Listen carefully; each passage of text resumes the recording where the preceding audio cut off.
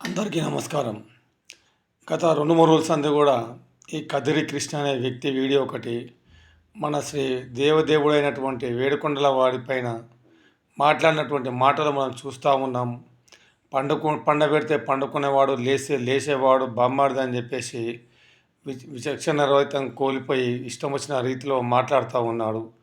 నువ్వు ఒక హిందూ ధర్మంలో పుట్టి హిందూ దేవుణ్ణి హేళన చేస్తుంటే హిందూ భక్తులైన వాళ్ళు ఎవరు కూడా దీన్ని జీర్ణించుకోలేరు.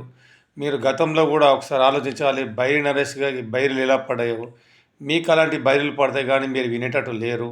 ఎందుకు?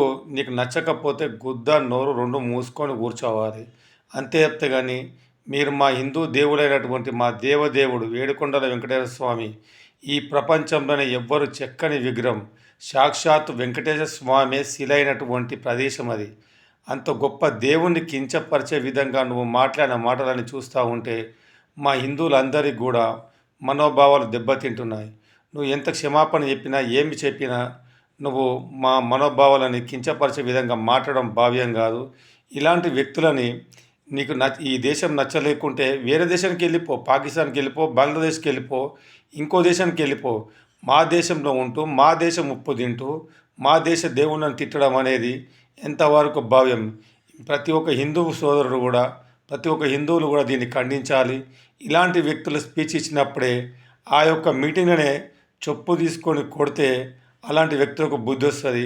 ఇలాంటి వ్యక్తులపైన ఈ రాష్ట్ర ప్రభుత్వం కావచ్చు, కేంద్ర ప్రభుత్వం కావచ్చు, పీడీ యాక్ట్ ఎందుకు పెట్టదని చెప్పేసి యావత్ హిందూ లోకం అంతా కూడా ప్రశ్నిస్తూ ఉన్నది. ఇలాంటి వ్యక్తులని బహిష్కరించాలని కోరుచున్నాం.